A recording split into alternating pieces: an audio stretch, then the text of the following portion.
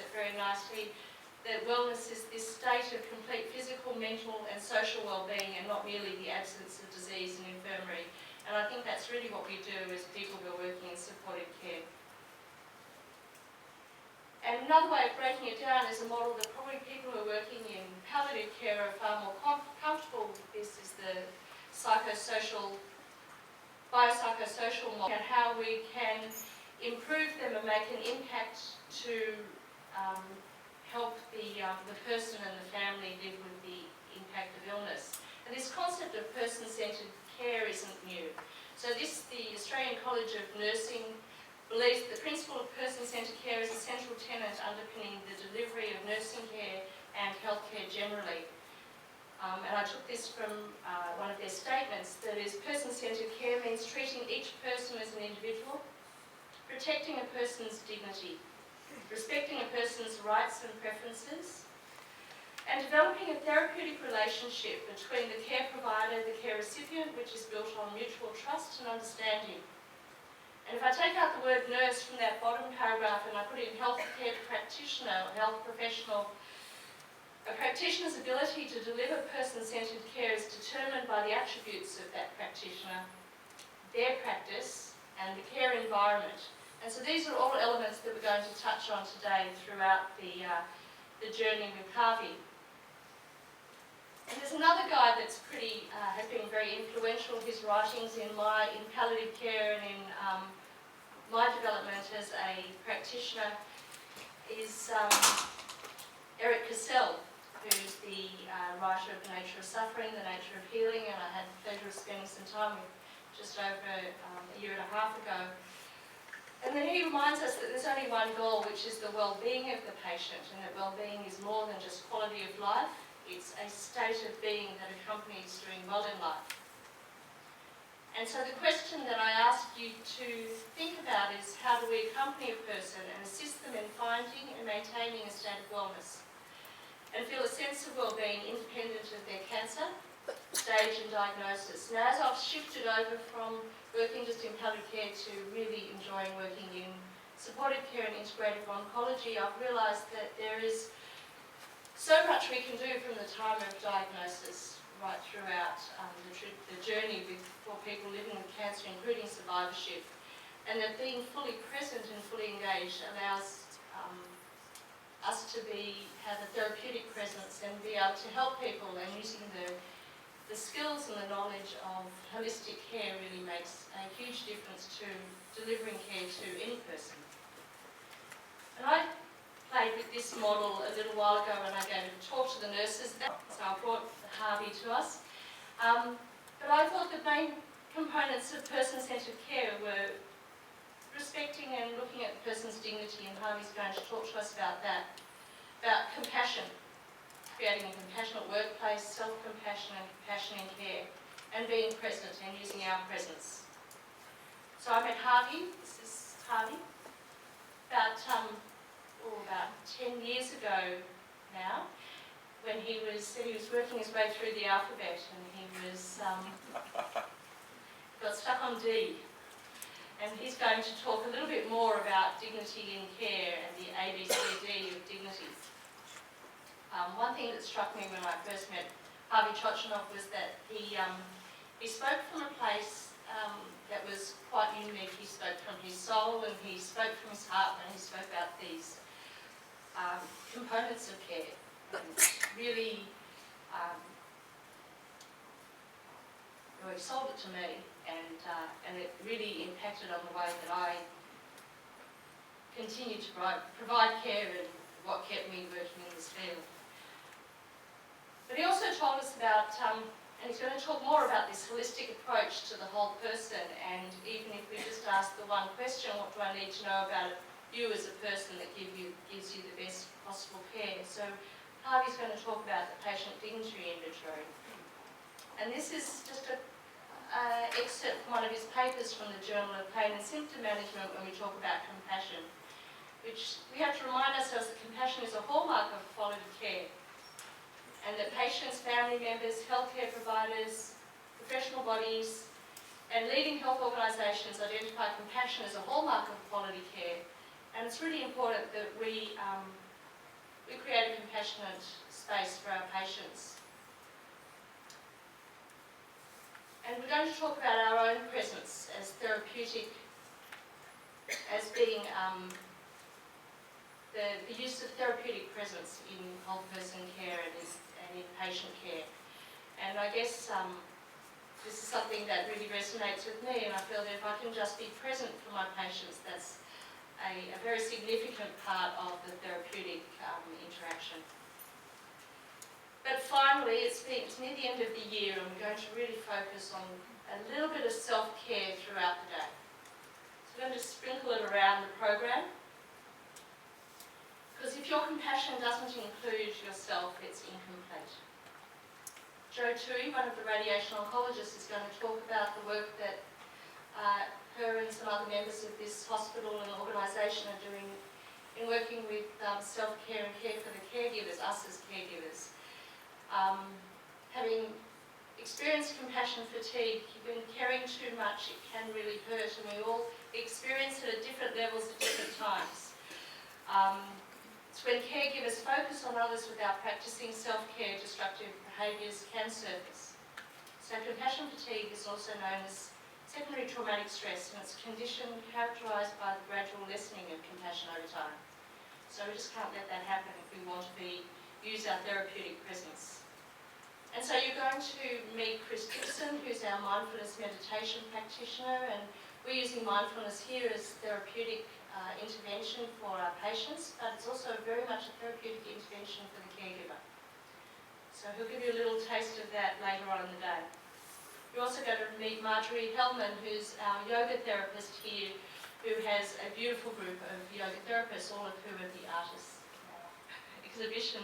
And Marjorie was the curator of our exhibition downstairs, but she's also going to talk about yoga and give you a little taste after lunch. You don't need to change into tights.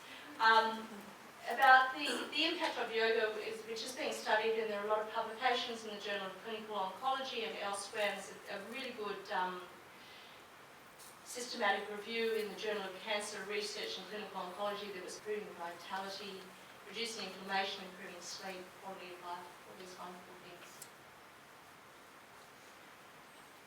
And finally, to remember, this is a quote that Gretel, our reflexologist, reminded me of in one of our MDT meetings.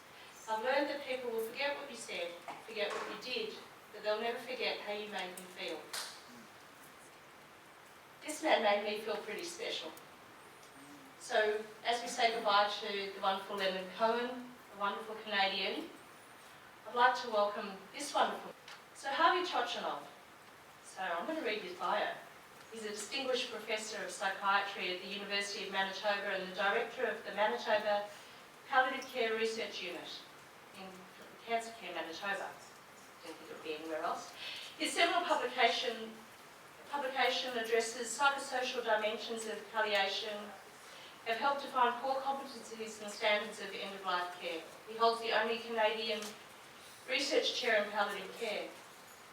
Dr. Chochinov has been a guest lecturer in most major academic institutions around the world, and he's probably a little bit jaded. He's just spent the last 2 weeks doing a pretty intensive tour around here. He is a recipient of the Order of Manitoba and an officer in the Order of Canada for his work in palliative care. He's the chair for the Canadian Virtual Hospice, a fellow of the Royal Society of Canada and a fellow of the Canadian Academy of Health Sciences. And in 2012 he received the FMG Star Award, which is the highest order of the Canadian Medical Association can bestow. He has published over 300 publications. He was shocked when I hadn't read one of them. He was the co-editor of, and he then sent it to me, he was the co-editor of the Handbook of Psychiatry and Palliative Medicine, which was published by the Oxford University. His most recent book, Dignity Therapy, Final Words for Final Days, is published by Oxford University Press and was the 2012 winner of the American Publishers Association Prose Award for Clinical Medicine. And in 2015 to 16, he led the external panel for the Government of Canada regarding physician-hastened death. So Harvey's pretty special, but most of all, he's just a really, really nice guy. And he is really comfortable for you to go up and talk to in the breaks. and he's going to share some of his wisdom with us. There's a lot of opportunity for interaction. At the end of the day, there'll be a Q&A session, and so during the day there'll be pieces of paper, and Tash, you here? Tash, our social work student who's over there, she's really short. Stand up, Tash. Tash, sorry, Tash. I just embarrassed her, sorry. I didn't realise I couldn't find it. Tash is going to walk around and get people to write down questions so that we don't have just a free-for-all at the end of the day, and we'll have time to make the most of the time that we have. But also in the middle of the day, you'll see there's also an opportunity to have a lot of interaction on when we're discussing dignity of care just after the morning tea break. So I'd love to invite Harvey up, and I think we're running a little bit over time, so I apologise for that.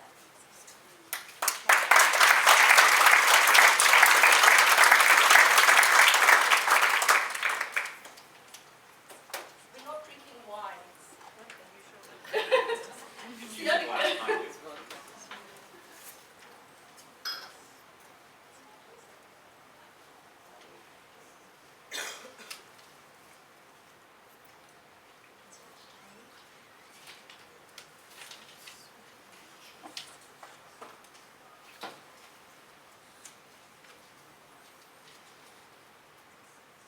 Well, thank you for a wonderful introduction. It's a pleasure to be here. The photograph with my wife and I think in some ways is symbolic. You saw me on my knees. And we talked about short people. I'm very used to short and powerful people, and I would describe my wife as a short and powerful person. It is a pleasure to be here. Jude and I go back many years when we first met in Israel. We were both invited to a meeting, and we were asked to give presentations. And it was a pleasure to get to know her, and over the years we've managed to kind of keep up this relationship and maintain a collegial connection and a friendship that has been very special. It's a real privilege to be here at your center. I mean, in some ways I feel like I'm bringing coals to Newcastle, because when I see all that you're doing and the multidisciplinary approach that you take, and the multitude of perspectives that you take when it comes to patient care and patient well-being, it seems that I have as much to learn from you as perhaps you have to learn from me. Besides thanking Jude and our sponsors, I have to make sure that I thank Gretel. Gretel was my, we did reflexology, and she knows my feet better than any person on planet Earth at this point. So Gretel, thank you so much for that. I'm going to begin a talk based on a publication that it was probably my most recent publication, and it's one that came out in the journal The Lancet not so long ago. It's a publication called Healthcare Provider as Witness. At the time when I wrote it, I thought that the notion of healthcare provider as witness is a powerful metaphor. And of course, all of us bear witness to our patients' experience, language of witness. And so it was an article that I decided, hopefully, might add something to the literature to help us in thinking about the way we see our patients, the way they experience us seeing them, and the interaction such that our ability to bear witness, we know, can shape patient experience. I thought I would begin with what has become several signature openers, and this is one of my signature openers that I thought would get the morning started. Because it is a wee bit early in the morning, we want to make sure that everyone is fully awake, and so we'll begin with this small little video for your entertainment.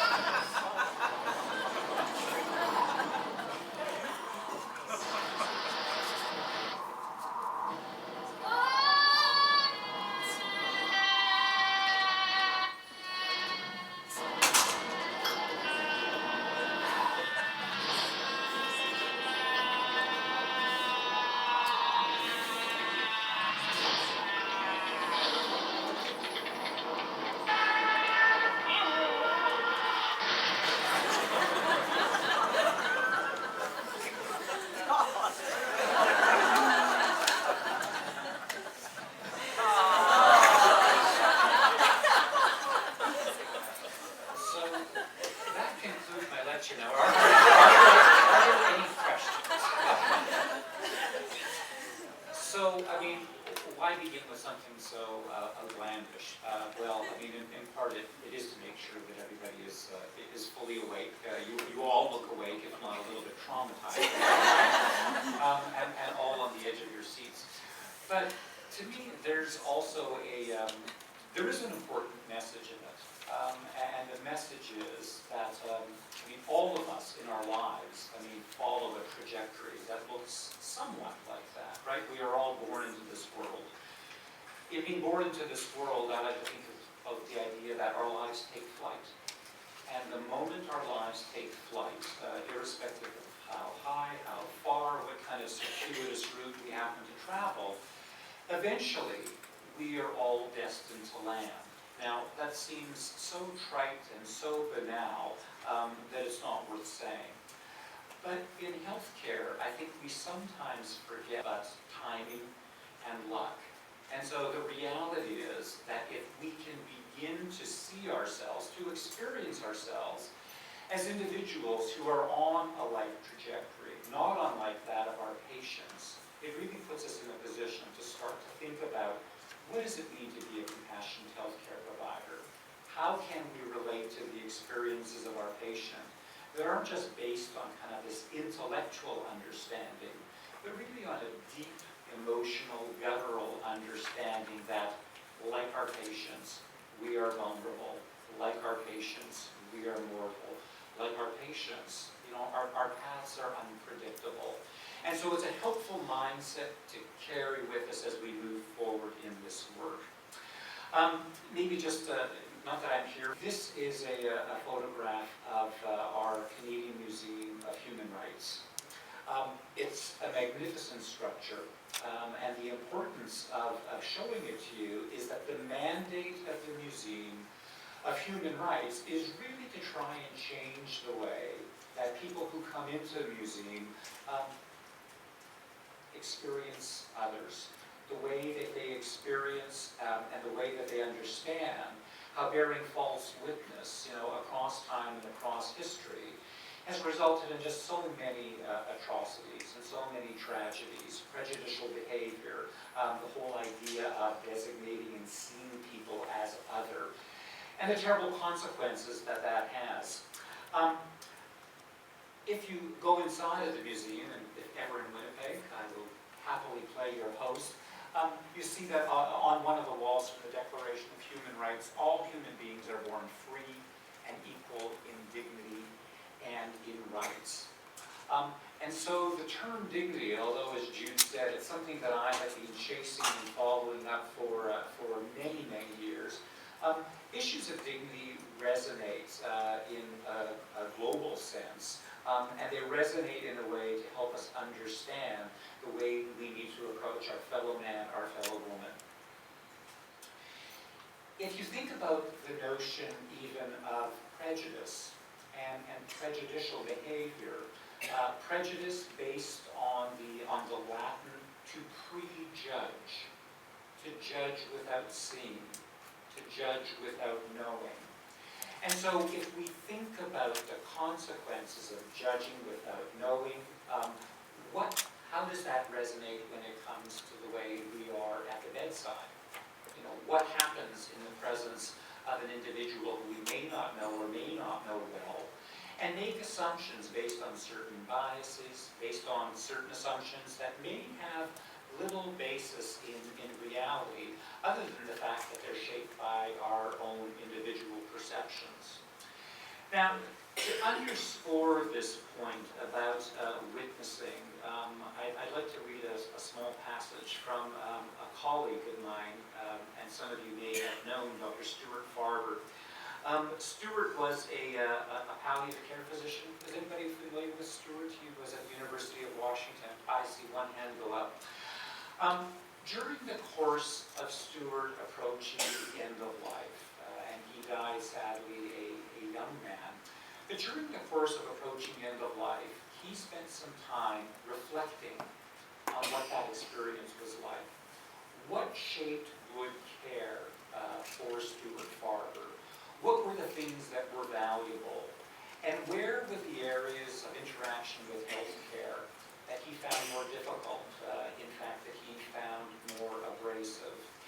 And here's what he had to say. With rare exception, the clinicians who treated me have good hearts. They care deeply, but they possess little or no knowledge of my thread. My thread is the narrative I use to make sense of my life. It is longitudinal, nonlinear, emotional. It's filled with contradictions, and it integrates my life experiences into a coherent whole. It is within the values and meanings of my story that treatment decisions are made. What contributes to meaning and quality is not about living longer, but living a life that is consistent with my thread. And the important concluding sentence, without knowing my thread, it's impossible for a clinician to provide respectful care. And so he's saying that a great deal can happen in the course of receiving care, whether it's palliative care or whether it's some other facet of care.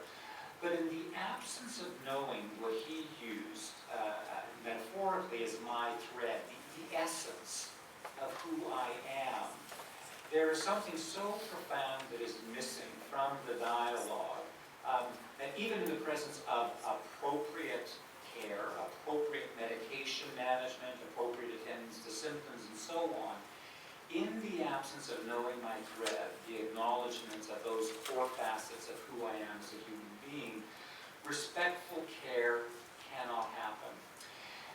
And so his statement got me thinking a lot about the issue of how do we see our patients?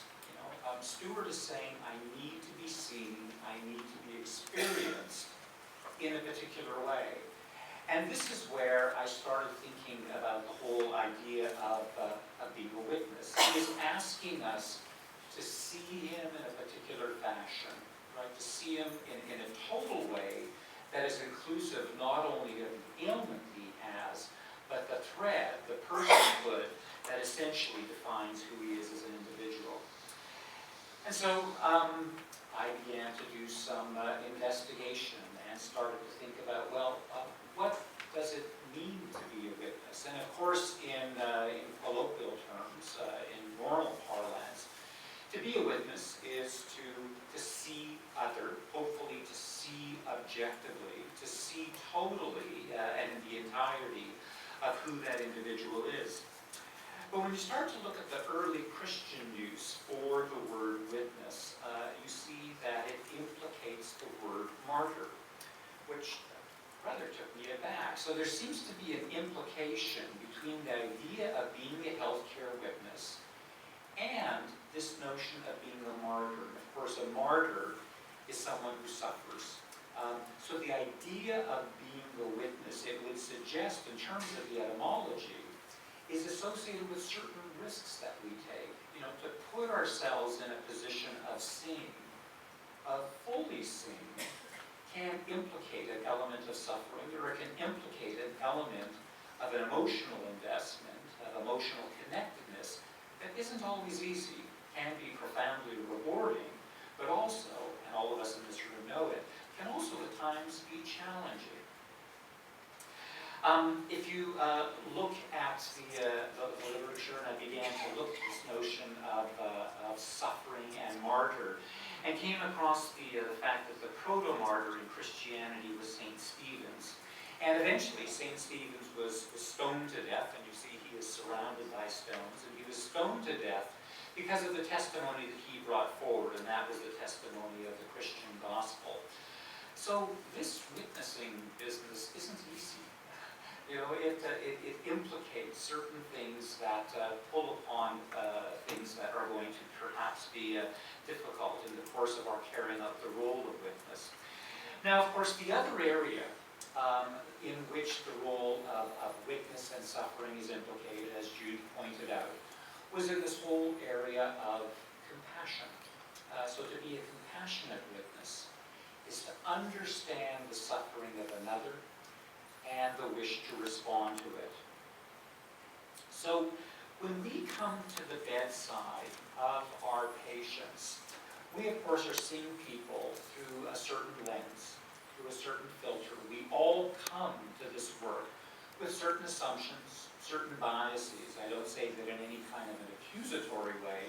It's the reality of what it means to be human and what it means to be socialized in a particular way in which certain things are valued, other things are less valued. I mean, there is a system in which we are exposed to various different values that seems to support that some things require a certain kind of deference, perhaps even more so than others. And that's the lens that we may or may not even be conscious of, but that is the lens through which we see the world and the lens through which we see and experience our patients.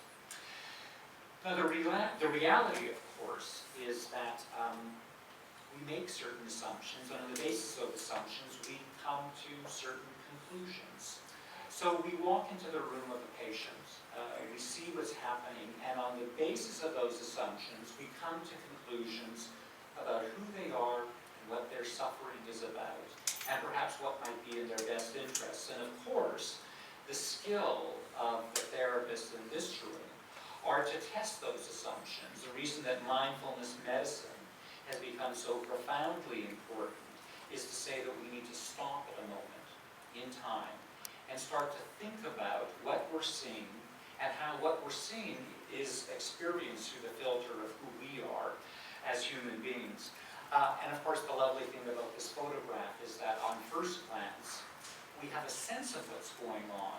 But of course, if we step to the right or the left of that frame of reference, of course, things can't possibly be the way we initially see it.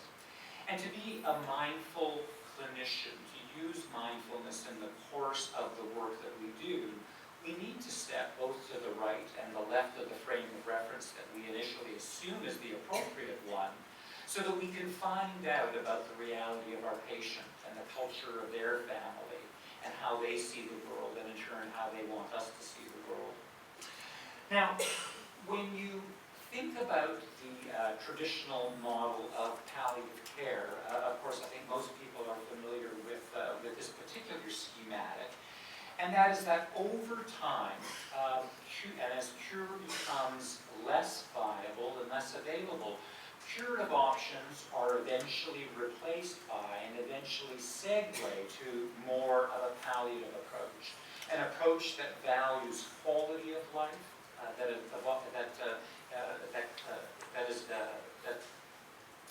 is the problem of waking up at 4 in the morning. Every once in a while, my brain goes into a periodic spasm. You must have been up at 4 in the morning. So it's an approach that continually values the quality of life and patient experience, as opposed to necessarily quantity of life.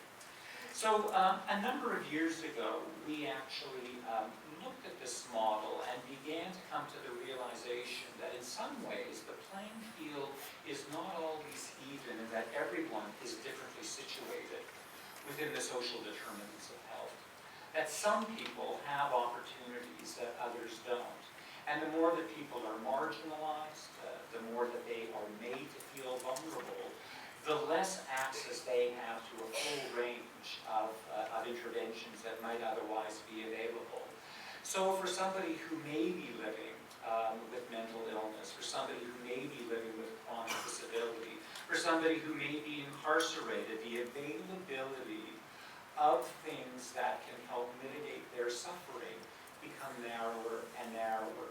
And of course, those are things that we need to be ever mindful of if we're going to be fully attentive to the needs of our patients.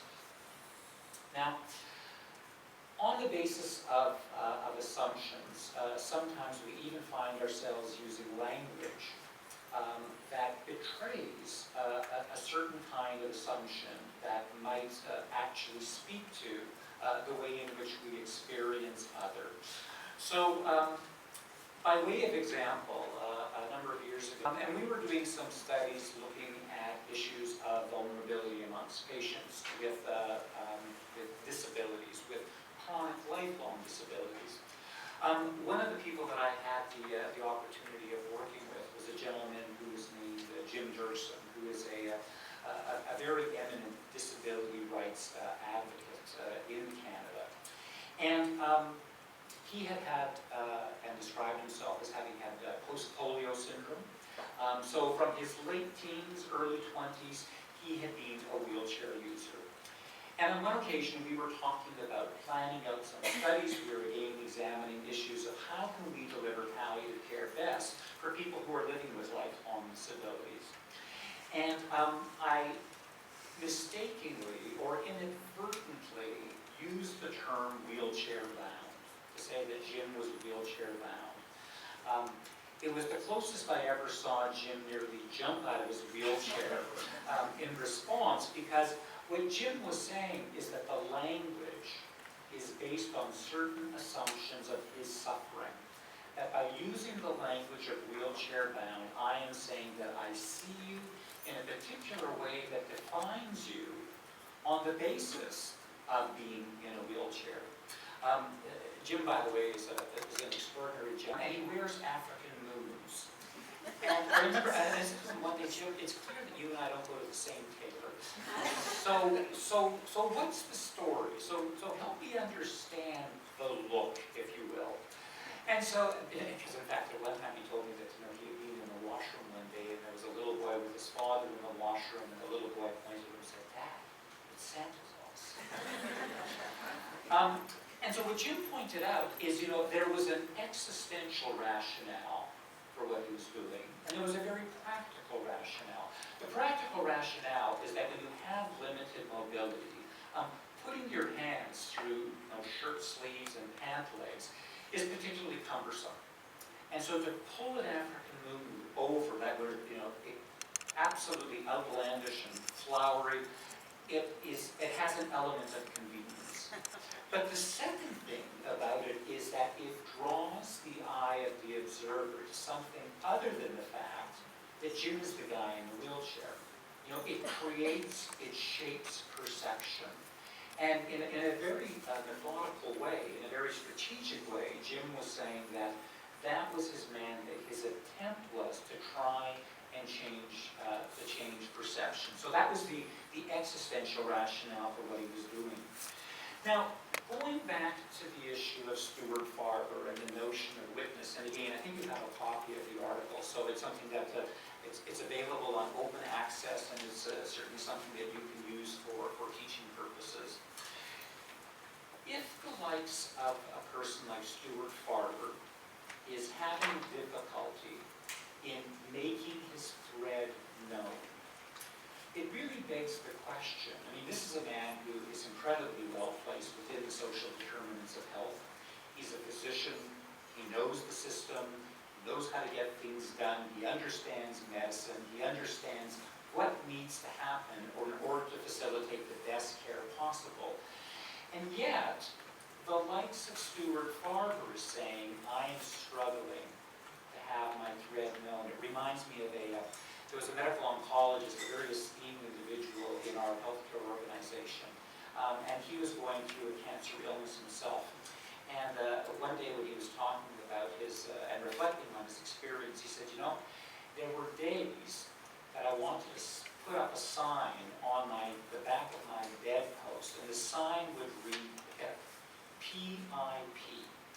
previously important person.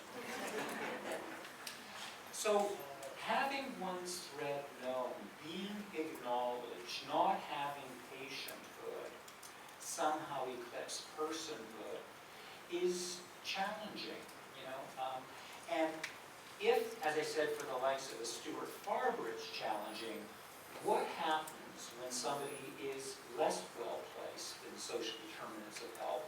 What happens when someone's thread, for instance, is woven into a fabric that is less easily recognized?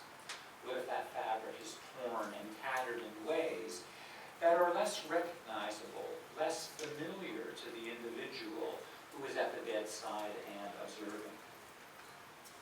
Now, Judith mentioned that last year I had the dubious distinction of being asked to chair the federal panel for the Government of Canada. Canada, some of you know, has recently moved into a very new era of healthcare. We had a Supreme Court decision. That Supreme Court decision overruled certain provisions within our criminal code, and it said, giving permission to have your life ended or aiding and abetting in assisted suicide are no longer going to hold in instances where somebody is requesting a hastened death at the hands of a physician. This was a profound change in Canada's landscape when it came to end-of-life care. And after the Supreme Court ruling, Parliament was put in a position of saying, so what do we do with this? The court has ruled, but it's up to Parliament to decide what kind of legislation will be put in place.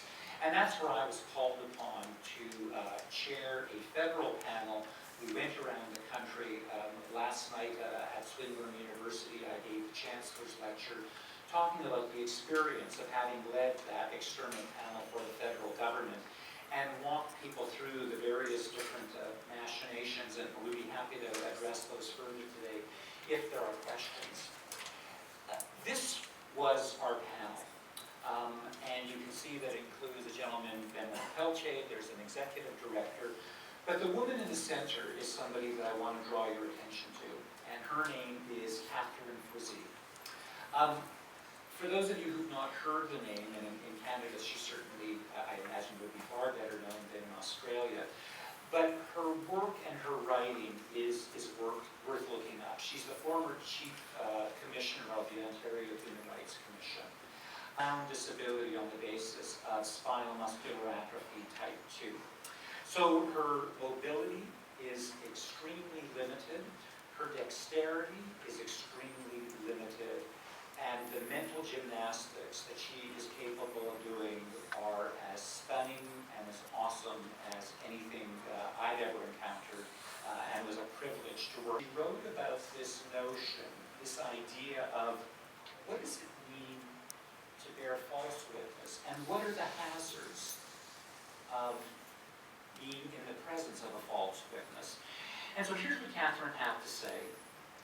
Having to wear diapers and drooling are highly stigmatized departures from what is expected of adult bodies.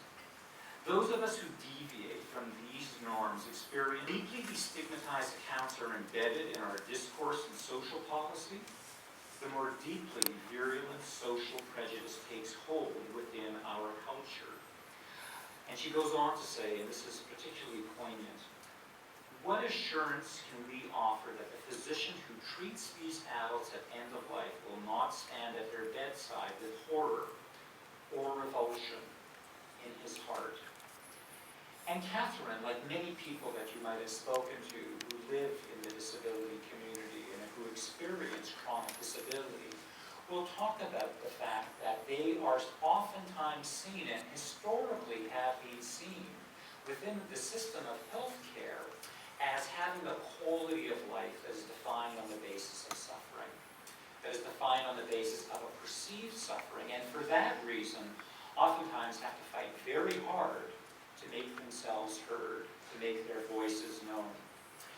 Now, when we began looking at this notion of dignity, and Catherine is really talking about the issue of dignity. Dignity is being deserving of honor, respect, and esteem. And Catherine is saying, how can I know that the assumptions of honor, respect, and esteem will be forthcoming when people are defining me, when people are experiencing me on the basis of what they perhaps see, but certainly not on the basis of what they know.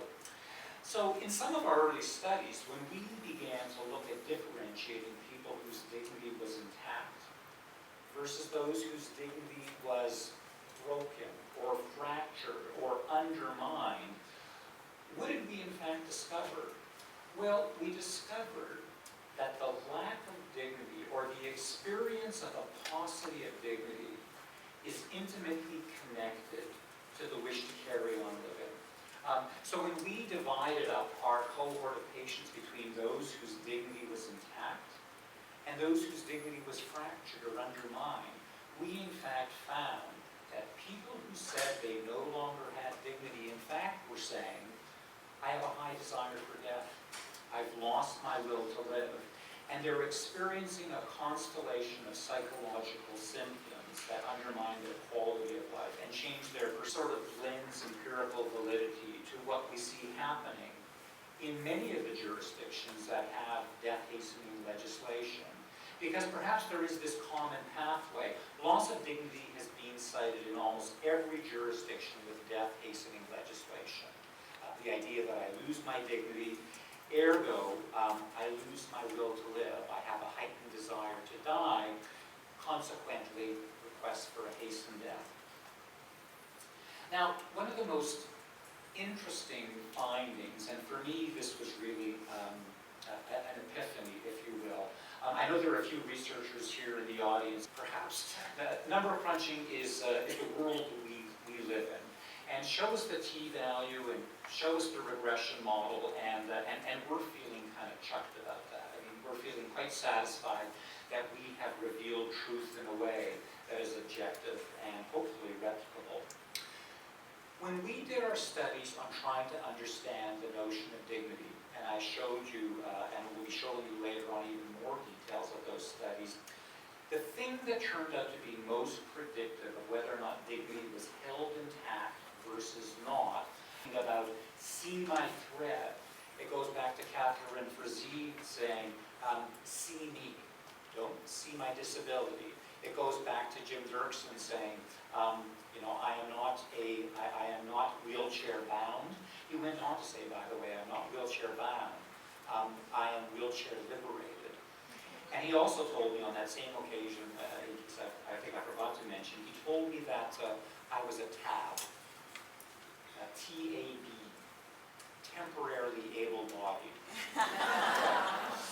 So again, it's that existential tap on the shoulder or slap in the face. It really depends your frame of mind at that point in time.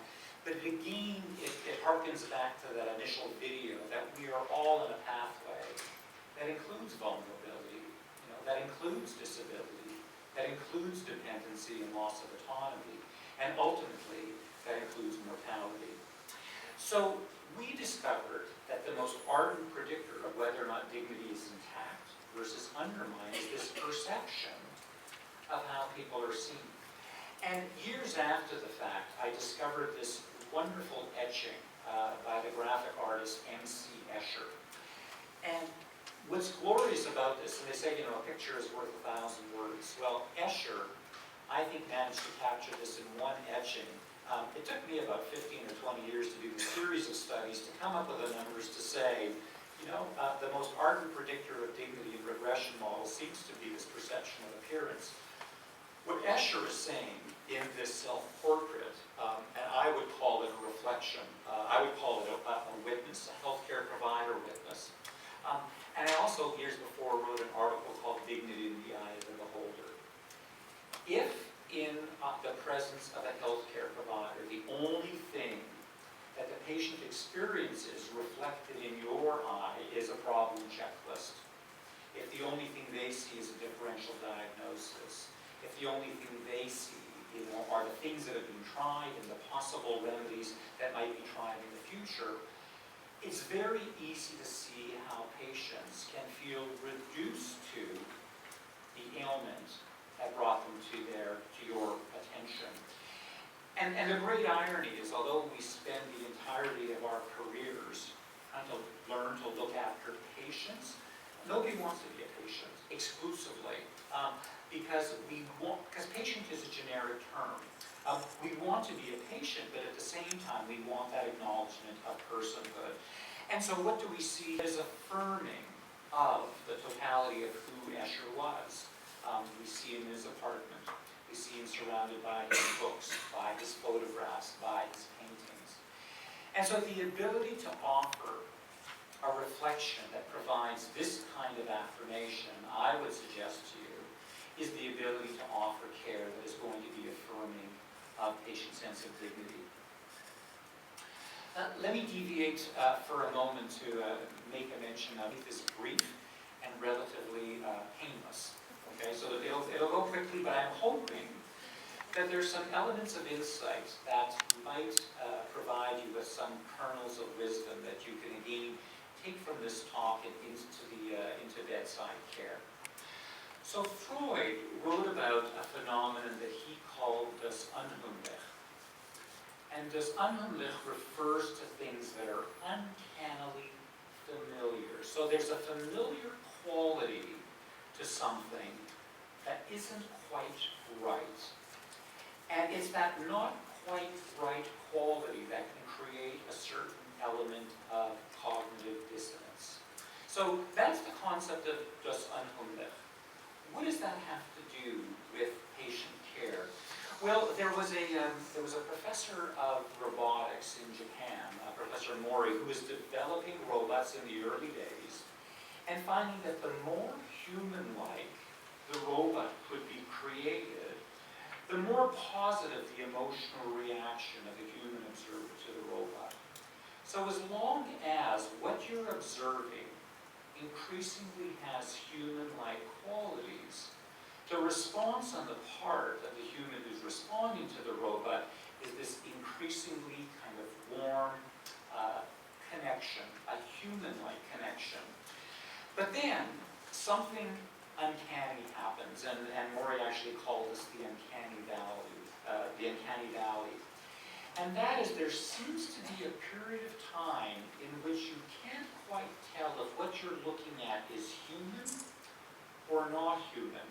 Now, once you can develop the robots to a point where in a very warm, empathic way, and that seems perfectly natural. We're responding to another human being. But until we can achieve that exact replication, there is something that's being referred to as this uncanny valley. And in that uncanny valley, there's this quality of lack of complete familiarity. It looks right, but it's not quite right. And so if we look at this image for a moment, it looks like this pleasant young woman, and the feelings we might have towards the photograph engender certain feelings of warmth, a human connectedness, until we come to the realization that this is really silicone wrapped across a framework and wrapped in wires and various different contraptions and computer bits and pieces. So this is the notion of the uncanny valley. What does that have to do with what happens at the bedside in healthcare? And what I would argue is that it has to do with this element of authenticity. And if we can't bring an element of authentic, empathic engagement, if that's something that is experienced in a way that isn't entirely genuine, it can create an element of cognitive dissonance that can find patients responding in a negative way. Do some people here work in the area of geriatric medicine? A few. Are you familiar with the term elder speak? Is that something that you've heard about? It's this notion of when people who work amongst the elderly use this kind of infantilizing, intimate, nominal references, such as honey, sweetie, dearie, and there are these collective pronouns. It's time for our bath, isn't it, sweetie? And you're smiling because the language has this kind of quality of sugar, sweet, saccharine. But the problem with the language, if the saccharin is designated for one special person because they're deserving, that's different. But when everybody is referred to in this generic way, essentially it means, I really don't need to know you. I can't take the time to know your name. That's not important. And so this element of elder speak, in some ways, could this be an example played out in clinical circumstances of the uncanny valley, the place where people might be responding to this pseudo-affectionate language in a way that creates cognitive dissonance. So let's take a look what happens when we actually look at real-time data. RTC is not a randomized controlled trial. This is resistiveness to care. This is an ethnographic study. We've looked at elderly people in their personal care homes in response to those who are looking after them. In some instances, in the observations, what we're hearing is how they, and the behaviors are being marked down, how do they respond to elder speak? How do they respond to normal parlance? And how do they respond to silence? And the take-home message, without going into any of the details, although the details are fascinating. I mean, doing these kinds of studies takes a great deal of time. But you'll notice that in response to elder speak, you're seeing a heightened resistiveness to care. Things like crying, screaming, yelling, pulling away, negativity, grabbing objects, pushing away, turning away. So it's fascinating that even in the context of people for whom personhood is beginning to be challenged, beginning to disintegrate, beginning to be undermined by virtue of some cognitive deterioration, this, what I would call this uncanny valley, this inauthenticity, is something that can begin to undermine the ability of you to respond and react to your patients in a way that is truly authentic. And it's that authenticity, of course, that allows you to have the kind of interaction with patients that makes a profound difference of letting them know that they are truly understood and appreciated.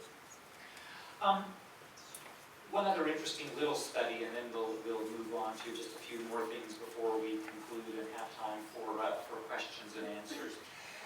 This, speaking of randomized control trials, this is a randomized control trial of standing versus sitting. So we all say that there are certain elements of our behavior that we intuitively know can make a difference for patients. Things that can let them know, that can give them the message that we are there for them. And the fact is that when we sit at the bedside, obviously, we all know we are providing the message of our availability. That we're not distracted, we're there and available to them for whatever period of time that they might require. Now, sometimes time is limited, and this is a randomized controlled trial that was done in a group of surgeons. The same group of surgeons randomized to either sit or stand after elective surgery. So they've had elective spinal surgery, and before they go in the room, they are asked to take a number to determine whether or not they're going to sit or stand for the same standardized post-op conversation. And what do we find?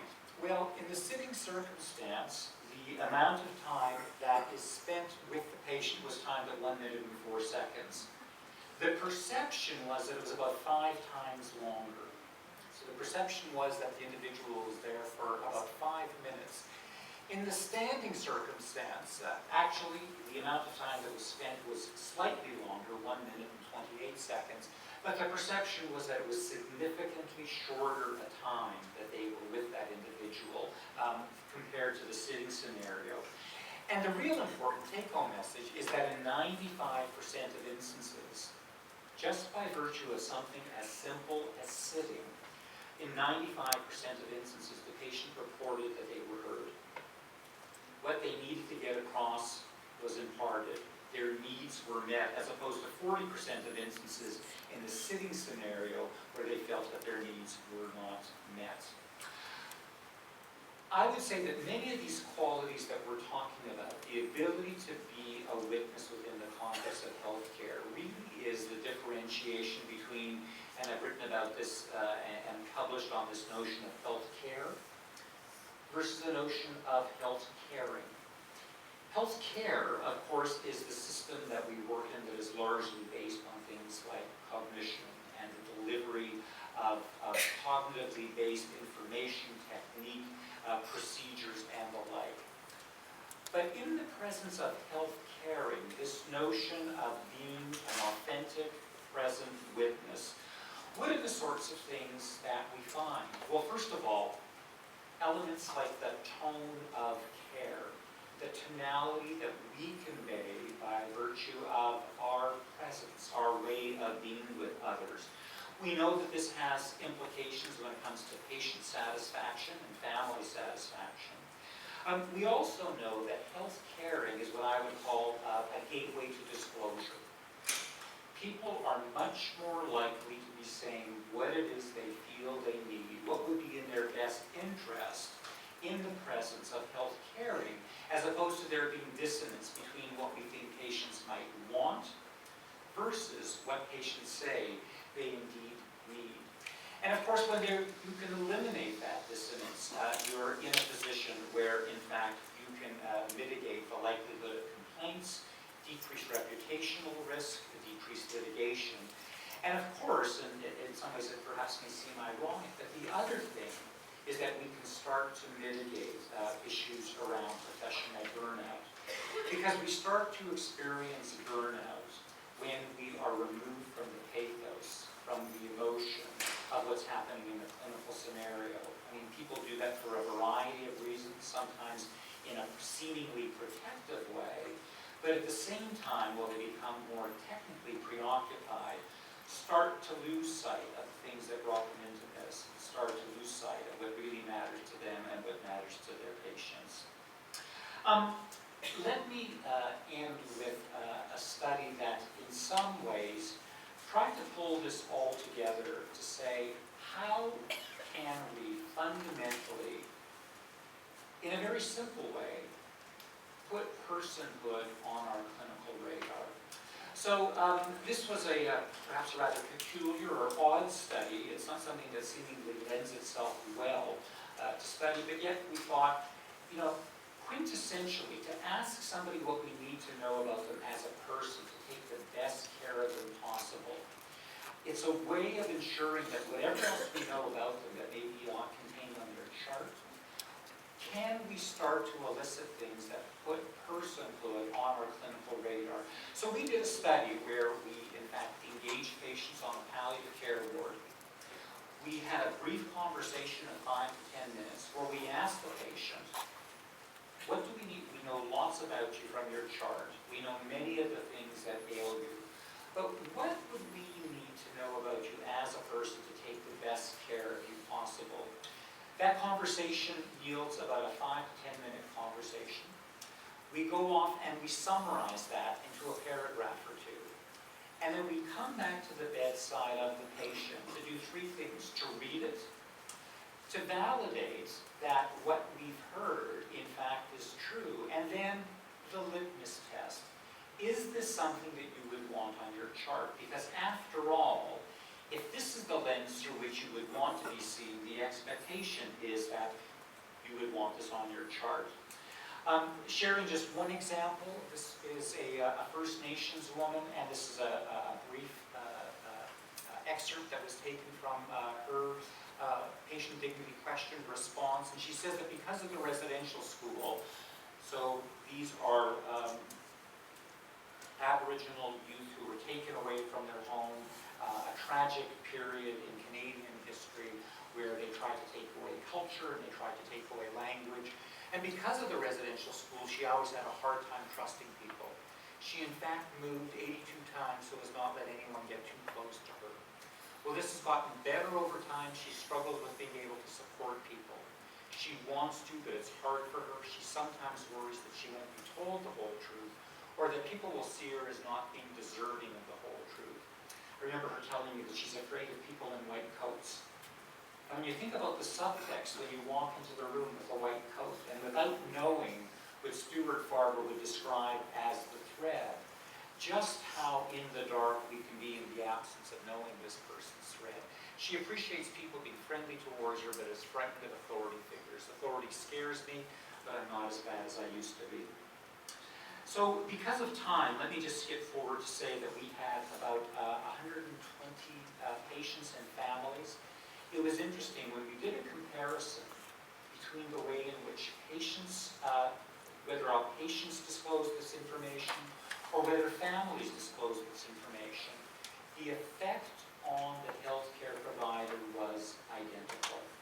In other words, if you're with a patient who's near the end of life and they're in a position to be able to say who they are, be able to speak to what their thread is, the positive influence that that will have on the healthcare provider, on you as a healthcare provider, is identical in our findings to the influence that that will have if the information is forthcoming from a family member. So the family member being able to describe who this person is, what their lives stood for, what they need. Again, being relatively brief, what I can say is that the information that we got, and all of these articles are available in the public domain, so if the numbers are difficult to read, don't worry too much about it. But patients invariably and families said that the information was accurate. all of them said they wanted it placed on their chart. In other words, this is the lens. If you're my witness, I get a chance to shape the lens through which you see me. And nearly all of them said that they would recommend it for other patients and families.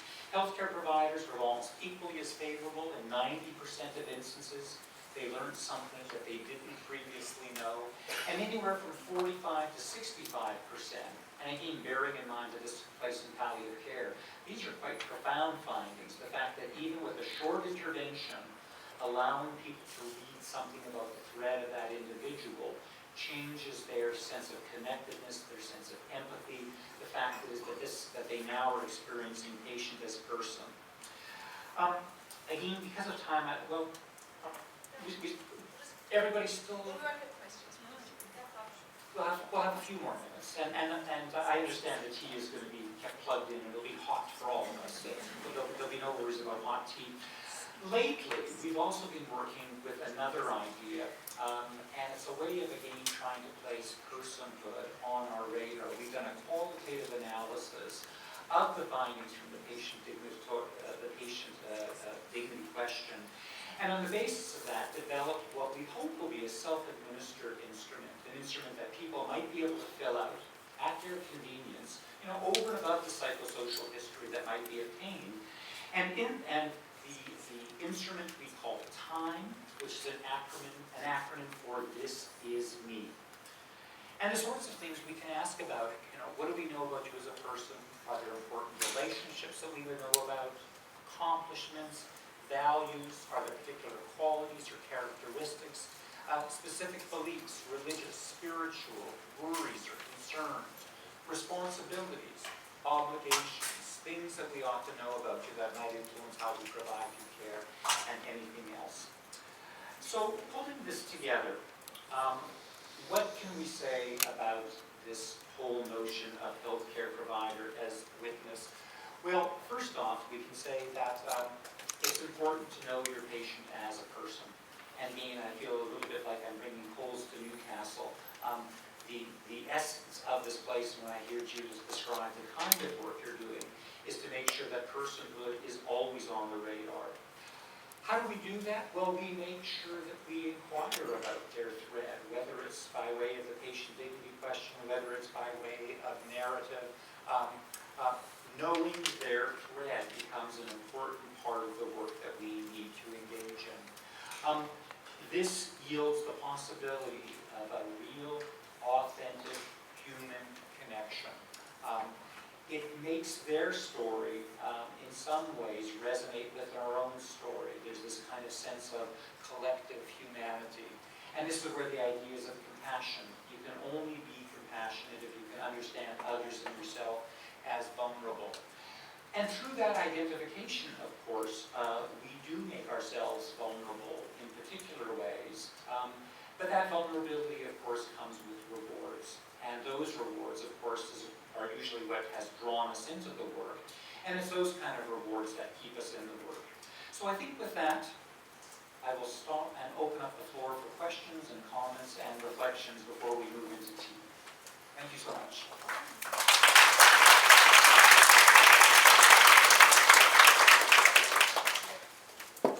Should we just have just a couple of, 2 minutes or so, just for questions and comments, 5 minutes, and then we'll have tea, so then we can speak on same time. There's a microphone. It's just relating to the questions that you're asking people. I was just wondering, were you surprised by what people revealed in that discussion? And also, were there particular themes that we've identified? Wonderful question. So, was I surprised at the things that people revealed, and were there particular themes? I think the big surprise is that, when you have, even in a brief period of time, these conversations weren't meant to be lengthy. This isn't meant to be an abbreviated psychotherapy. The other important feature, when you're going to be doing something that is creating a lens, that is going to have a public kind of profile, you have to make sure that you are not going to be doing things events that can be causing people to be putting themselves in a position of heightened vulnerability. I remember meeting with one gentleman, and we began to talk about the things he would like known, the things he would like shared. And people don't necessarily filter what they say so long as they're in the presence of somebody who feels and seems trustworthy. And I appreciated the fact that he experienced me as somebody who seemed trustworthy. And so besides telling me about things that he would want anyone walking into the room to know about him, he also began talking about some very traumatic experiences that had happened to his daughter during the course of her early years.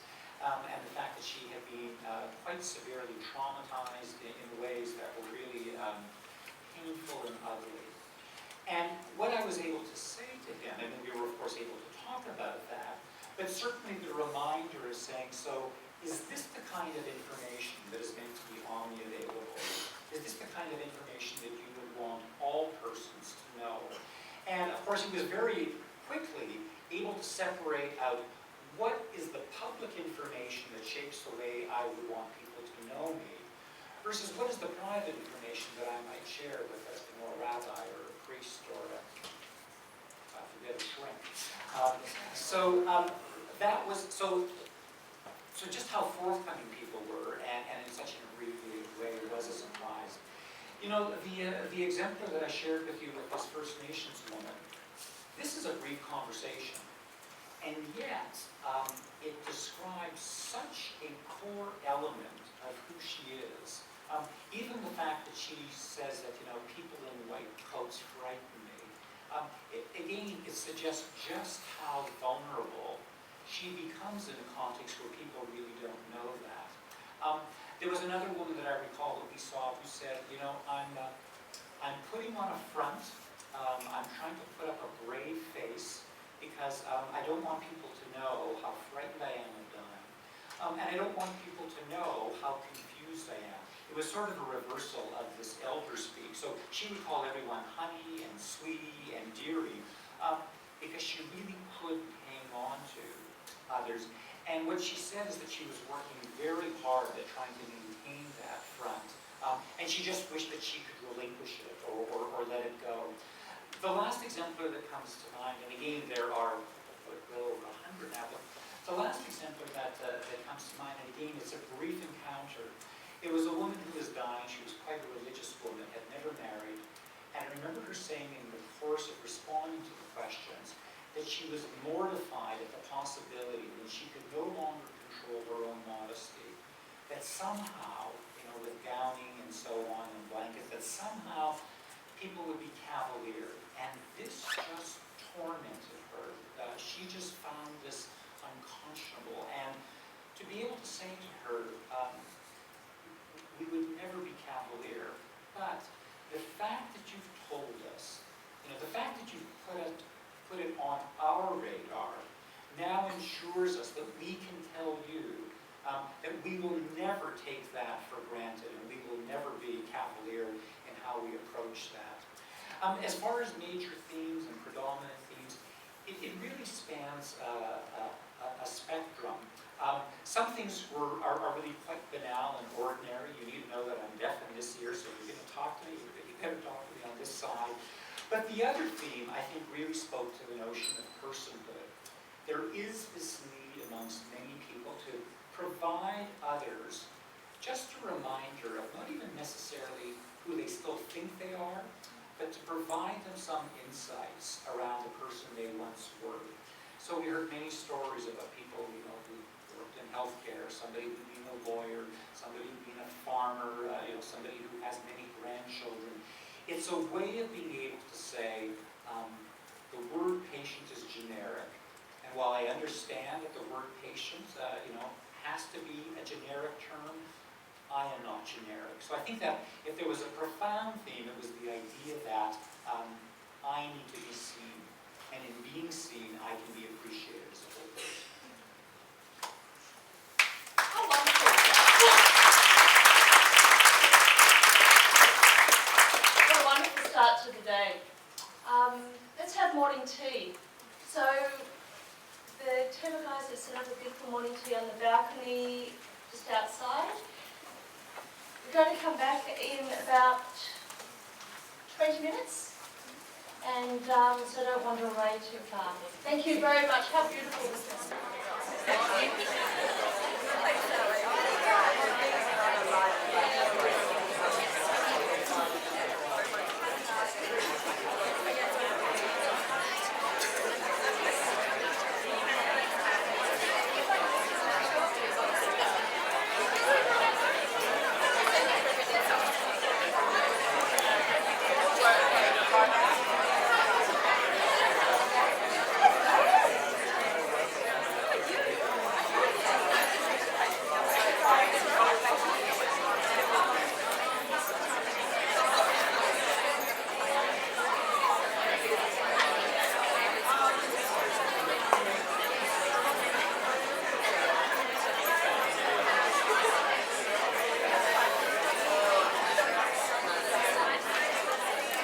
Welcome everybody.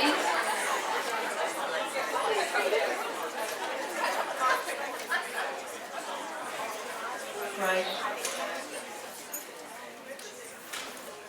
If anyone finds my phone, that would be it's probably with my keys.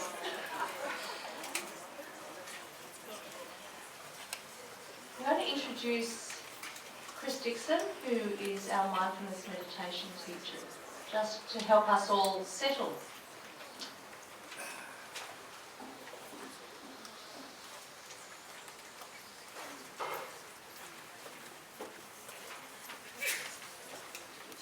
We're just going to take a moment to practice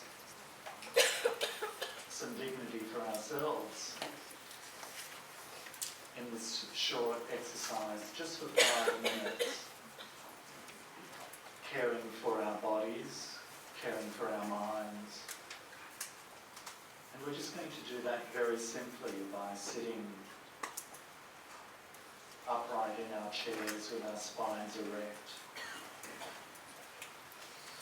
Just bringing some ease to our bodies, allowing our bodies to arrive and settle in the chairs.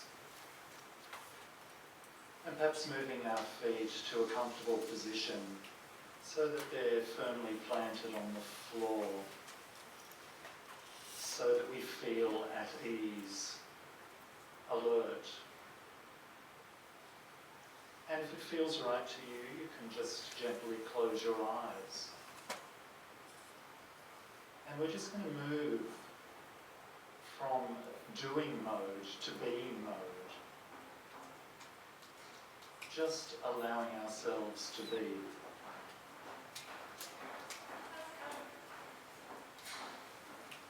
And perhaps now, just turning our attention to our breath, seeking out where we feel the breath most strongly in our bodies.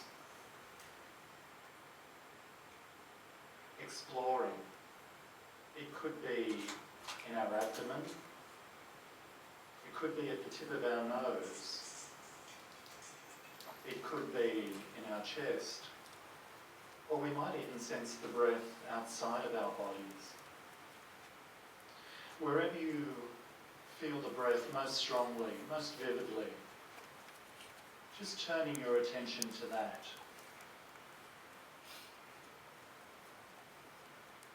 Observing. And if your attention wanders, just being aware that your attention has gone somewhere else, and then returning it back to your breath without any judgment, and just in full acceptance of the process, the natural process of the body. Things are.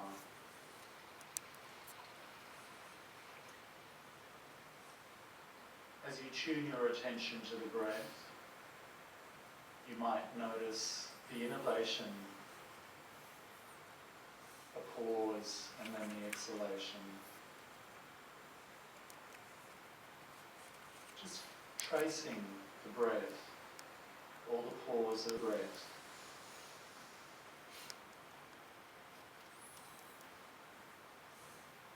Sensing the breath.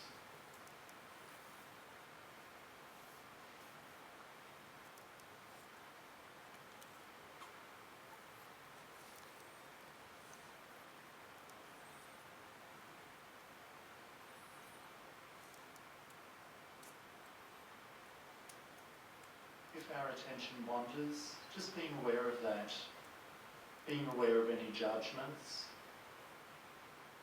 any feelings that may arise, whether they're pleasant or unpleasant, and returning our attention back to the breath as often as we need to.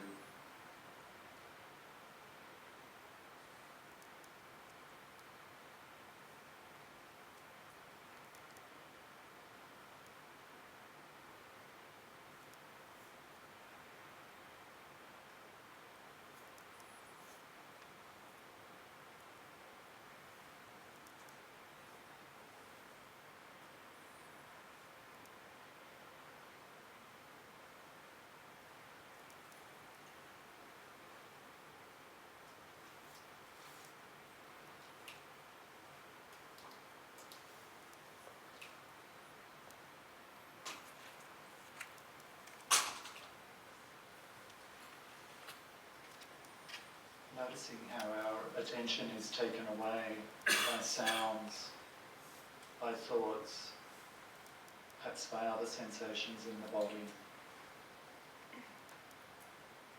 And then returning your attention back to the breath, noticing the intricacies of the breath, observing, accepting.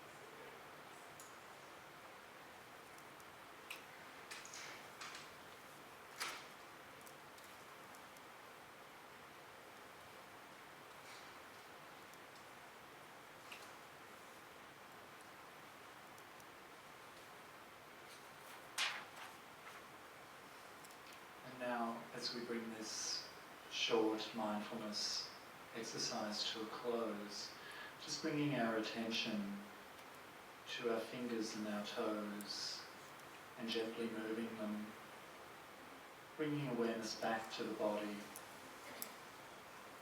and in your own time, gently opening your eyes and being aware of your presence in the room.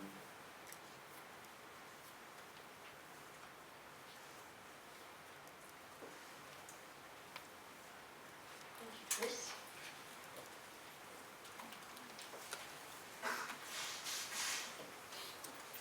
I'm now going to introduce Joe Tui. So after Joe, who's a senior radiation oncologist here, after graduating with honours from the University of Sydney in 1995, she's quite young, Joe became an intern and resident at St George Hospital. And then she worked extensively through the United Kingdom, including the Royal Marsden in Surrey and Churchill Hospital in Oxford. She became a member of the Royal College of Physicians in the UK in 1999, and then she returned to Sydney and did further training at Prince of Wales Hospital, which is actually where I met her, when she became a fellow for the Royal Australian College of Physicians in Palliative Medicine in 2003. And then the Royal Australian and New Zealand College of Radiologists in 2006. So Joseph has a particular clinical focus in breast cancer, gynecological malignancy and palliative radiotherapy, and her research interests include basic and translational sciences. It's the bio she sent me. She's going to talk about caring for the caregiver and the animal.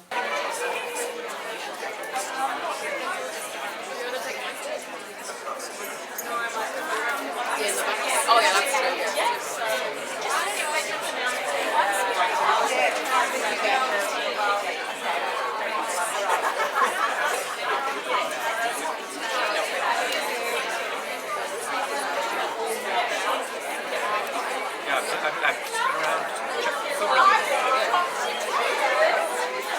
Hope you don't mind me just doing this. Sometimes people like it, and we see it several times. Yeah, I'm going to.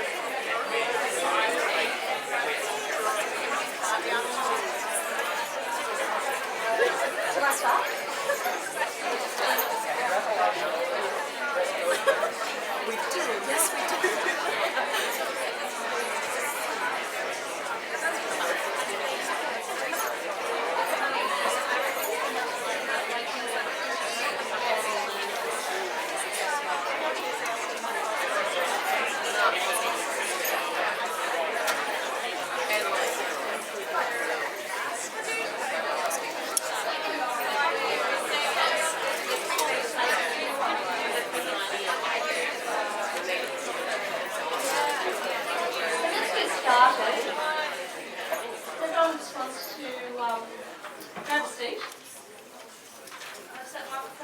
okay if I stand here?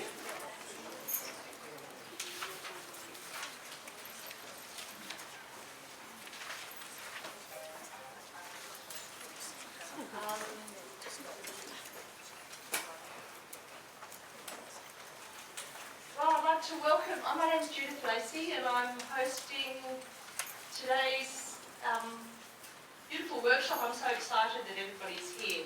And I'd like to welcome you all to this unique workshop. Maybe it's unique, it may not be a workshop, symposium, whatever it is. You're all here and we're going to interact and have a lovely time.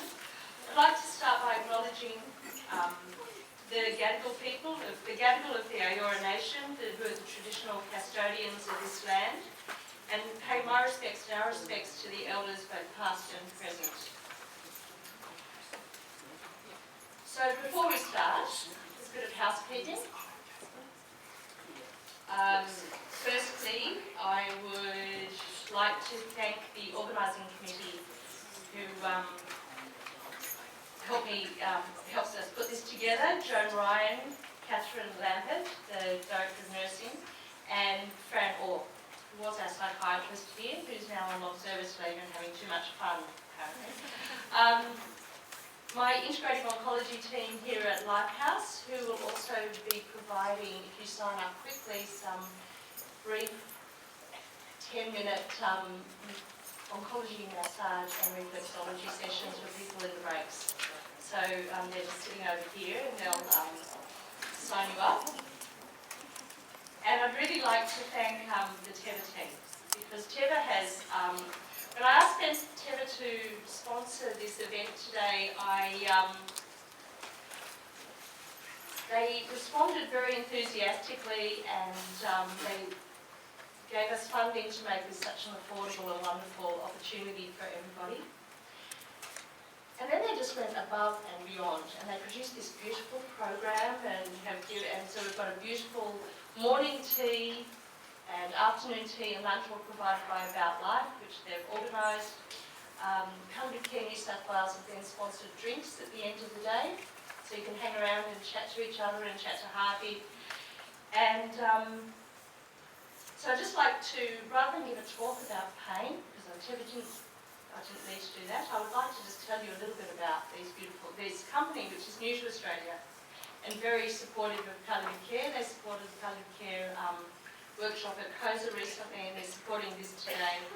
And they're providing us access to a great new immediate release short-acting opioid, fentanyl citrate, which is the active lozenges, which we all know, and Ventura, the dissolvable tablets, which we're using for breakthrough pain and instant pain, particularly in palliative care. And it's also a company with a tradition that supports research and education, and one of the largest providers of affordable generic medications in the world. So thank you, Jules and Julie and the team, for being incredibly fantastic to work with, and I hope to keep them more, so we can do this again. Some other housekeeping. The toilets. So the toilets are out the door and to the right. There's 6 of them there, otherwise we can go down to the downstairs floor when we have lunch down there. Morning tea and afternoon tea will be provided here and from the balcony and in this area, and lunch will be downstairs in the living room atrium, which is where I live, my group. And there's also a beautiful art exhibition set up there, which I hope you'll have time to just wander around and have a look. And this was put together as just, we were sitting around our MDT and we thought, this would be a nice idea. We've got quite a few artists who are patients, and they came up with this name, which is Renewal, an instance of resuming something in us after an interruption. Artists are having treatment at the moment, and active patients here, and also it's supported by some of the artists that work with the artist therapy program, artery program here. So that's very beautiful. And Palliative Care New South Wales, who are sponsoring the drinks, following Joan Ryan's, that she'll tell you a little bit about there when you go down. So now we need to arrive and be present for what is going to be a really interesting and interactive day. And so I'd like to invite our music therapists, Vanessa and Sil, to help us just arrive and be present. So if you can all make sure your phones are off or on. If you really need them on, just put them on silent and the vibration not too strong. Get comfortable in your seats. And just spend a few minutes just arriving.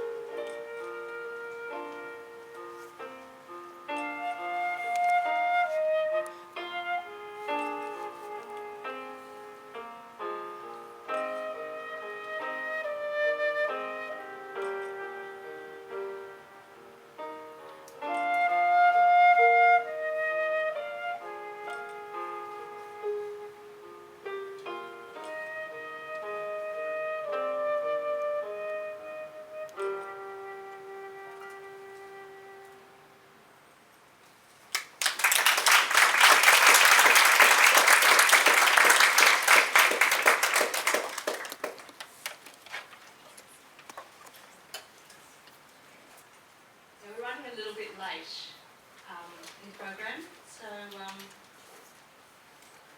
see how we go. I was a bit ambitious and I always run late. I'm just going to try and, so I'm a supported care and integrative oncology staff specialist here at Lifehouse. I'm also a palliative care specialist at a private hospital and at Calvary, and some of you I know well and some of you I don't know. I wanted to try and just spend a few minutes now just trying to set up what we're trying to achieve today and what we're trying to cover and a bit of a, just giving a bit of time to settle before Harvey takes over. So today we gathered here as health professionals, and we're predominantly working with people to improve their well-being, assist them in navigating and coping with new and difficult journeys as they deal with a new illness. And we're mainly going to be focusing on the focus on cancer, but I understand not all of you work with patients who have just got cancer or eventually fatal disease. But it's also about the burden of having an illness and finding ways to help these people maintain their sense of self and their sense of personhood. But today it's also an opportunity to take time out because it's near the end of the year and everyone's pretty stressed. And to be able to engage and to allow yourself to be nurtured. For each of us, we'll view this journey today and this landscape and these teachings differently, and each from our own perspective and with our own agenda. And today is also a day for self-care and for self-awareness, and a time to reflect on what it is to be a health professional accompanying a person on this journey. To provide person-centred care, we need to know the person that we're caring for. And to know that person, we need to form a relationship. And to know what it is for them that will help them cope with the impact of their illness on them as a person and on their family. And sometimes we need to form this relationship within a matter of minutes. Sometimes we have the luxury of hours or days. And it's a skill. And in healthcare, particularly in cancer care, we've got the strengths of working with teams for good patient care. And each of us bring to that team our strengths and our unique qualities of our professional roles and our skills, and most importantly, we bring ourselves. I very much believe that the art of healthcare is to understand our own skill set well and to be experts in our own skills and our own skill set. Also to understand the impact of the disease on a person and to bring to this mix all these elements and the tools that are required for healing. Now, I've worked in the healthcare system for almost 30 years, so about 20, I've been a doctor for a little bit, a lot less than that, maybe. But I've predominantly worked in multidisciplinary teams. It's a bit scary when you say that. And I am very pleased that many of my team are here today, so the team from Lifehouse, particularly the supportive care team, the psycho-oncology team, the integrative oncology team, medical oncology team, all of you. The nurses, the St George private team, some of who are here today, thank you for being here. And the team from Calvary Hospital who taught me everything I know and helped me develop and grow. And all of you also who I don't work with, all work in teams. And you know how privileged it is, and I know how privileged I am to work with great people who encourage us to provide the best possible care for our patients. And together we do it much better than if we did it alone. And I'm really sad because I was flying back the other day and from the States, and this didn't happen. But we are still stronger together. And so rather than just standing here and crying at the moment, the fact that we'll just move on. So we're going to talk about keeping people living well today and different. And so what I want to do is actually acknowledge all the people in this room, and this is the way I try and represent what it is and the team that it takes to provide good supportive care in cancer. So just with a show of hands, just how many people here are nurses? Great. And how many people here are doctors? Wonderful. Psychiatrists? Psychologists? Counsellors? Bereavement specialists, practitioners? Mindfulness meditation teachers? Exercise therapists and physiotherapists, occupational therapists, social workers. Wow, lots of them. Yay. Integrative oncology practitioners. people who work in music therapy, mindfulness meditation, spiritual caregivers, pastoral caregivers, yoga therapists, I've already said that, art therapists, dietitians. I've probably left somebody out, haven't I? All the support people, administrators, executive members, researchers. So all of you here work together and we all form a team to support, no, if I've left someone out, sorry, to come together to support people who are living with cancer. Because ultimately our aim is to keep people living well and ensure their wellness. And I love this model because it fits very nicely with Eastern traditions of medicine, traditional medicine and Western medicine. This sense of